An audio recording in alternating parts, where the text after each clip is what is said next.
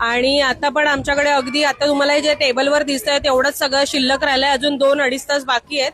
So निघेपर्यंत माझ्या मते सगळं रिकामं व्हायला पाहिजे. एक्झिबिशन मध्ये तुम्हाला कसं वाटलं? तुमचा स्टॉल होता तर इकडचं क्राऊड रिस्पॉन्स कसं होतं? तुम्ही तुमचा शेअर करा आमच्या बरोबर. येस येस, नमस्कार, मी सोनाली जोशी आणि माझ्या कंपनीचे नाव आहे ओव्हनवी फूड्स.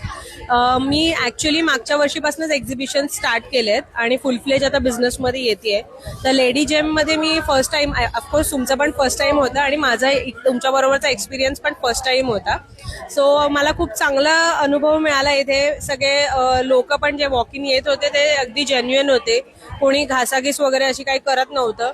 आणि सगळेजण म्हणजे जे तुमचे जे ऑर्गनायझर्स होते ते अगदी कोऑपरेटिव्ह आणि सगळेजण अगदी पर्सनली येऊन विशेष काळजी घेत होते आमच्या सगळ्यांचीच. So thank you so much. याच्या पुढे कायम जेव्हा जेव्हा एक्झिबिशन्स असतील तेव्हा आम्हाला नक्की सांगा. आम्ही शक्य तेवढ्या जास्तीत जास्त ठिकाणी आम्ही पार्टिसिपेट करायचा नक्कीच प्रयत्न करू.